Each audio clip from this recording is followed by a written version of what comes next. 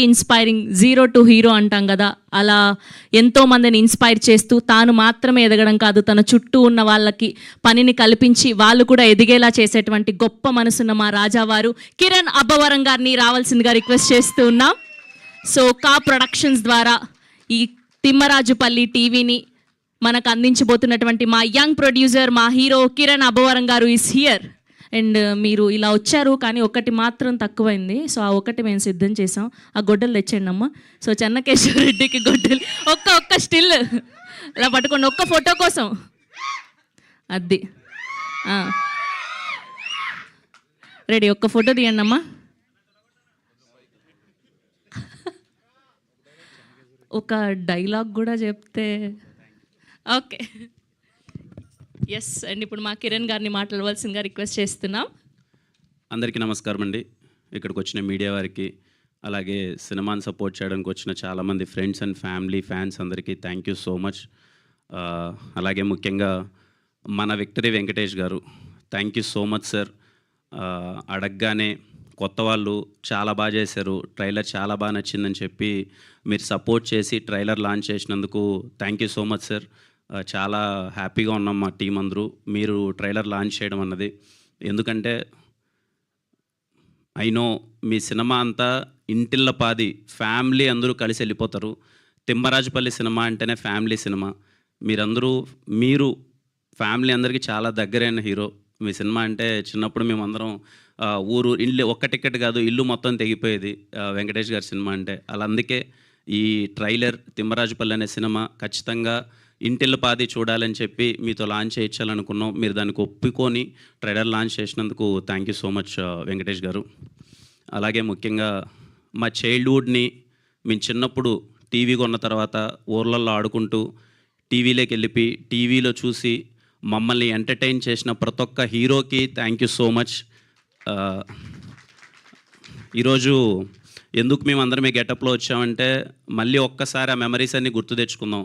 1996, 1997, early 2000 ఆ టైంలో TV ఉన్నప్పుడు అసలు మాకెంత ఎగ్జైటింగ్గా ఉండేది. టీవీలో సినిమా వస్తుందంటే కానీ, లేకపోతే వీసీడీ ప్లేయర్లో క్యాసెట్ వేసుకొని సినిమా చూడడం అని అంత ఎగ్జైట్ అయిపోవాళ్ళం.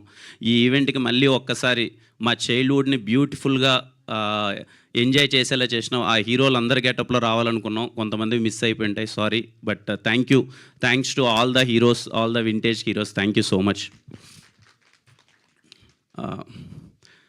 తిమ్మరాజుపల్లి టీవీ అందరూ చాలా కొత్త వాళ్ళండి. మోస్ట్లీ అందరూ ఊరి నుంచి వచ్చారు, కళలతో వచ్చారు. ఖచ్చితంగా ఒక 2 years నుంచి నాతో ట్రావెల్ చేస్తున్నారు. కిరణ్ ఏదో చేస్తాడు, సినిమా ప్రొడ్యూస్ చేశాడు, కిరణ్ సినిమాని ఏదో విధంగా తీసుకెళ్తాడు అని చెప్పి వాళ్ళందరూ హోప్స్ పెట్టుకొని ఉన్నారనమాట.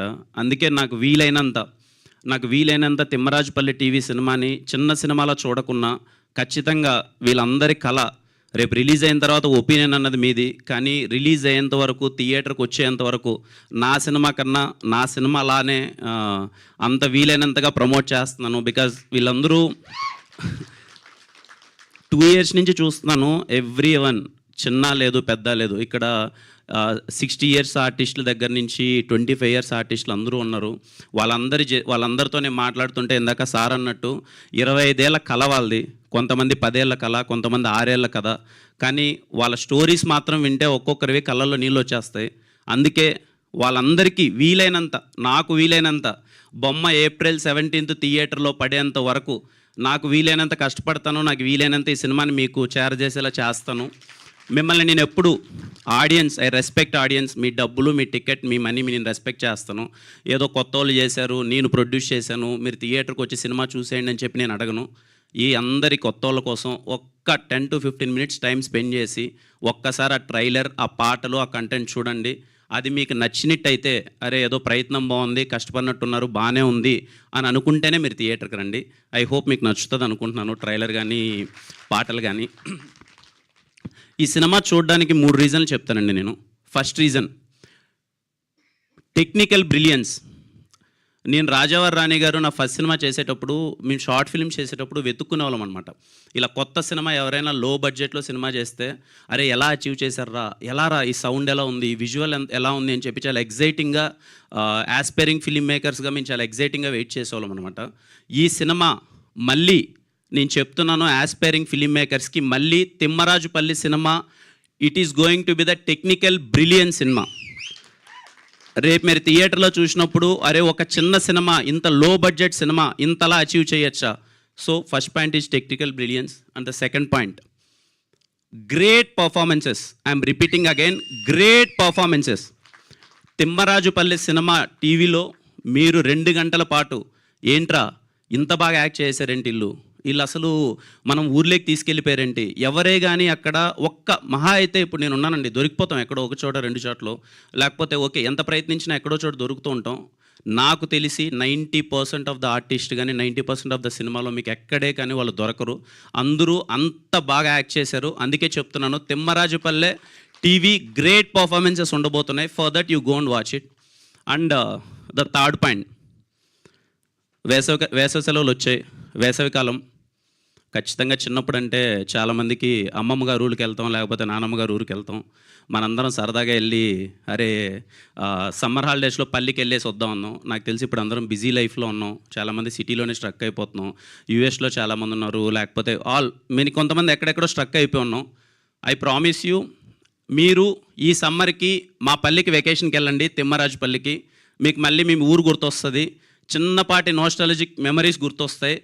అది I guarantee. So this is the third point అండి. సమ్మర్లో చిన్న వెకేషన్ కోసం మా తిమ్మరాజుపల్లి టీవీకి వెళ్ళండి, మీకు చాలా బాగా నచ్చుతాయి. అండ్ ముఖ్యంగా ఈ సినిమా 50 సంవత్సరాలు వయసు దాటిన వాళ్ళకి చాలా చాలా చాలా బాగా నచ్చుతుందండి, నా ఒపీనియన్. ఎందుకంటే ఒక ఊర్లో మొట్టమొదటి టీవీ కొనమన్నది ఎంత కష్టం, అరే ఆ టీవీ కొన్నప్పుడు వాళ్ళ ఎక్స్పీరియన్స్ ఏంటి, లేదు ఒక టీవీలో ఒక బొమ్మ చూడాలంటే వాళ్ళు ఎంతపాటి కష్టం ఉంటుంది వాళ్ళకి. ఒక్కోసారి వాళ్ళ ఊర్లో టీవీనే ఉండేది కాదు, పక్క ఊరికి నడుచుకొని వెళ్ళి చూసేవాళ్ళు. సో 50 years దాటిన వాళ్ళకి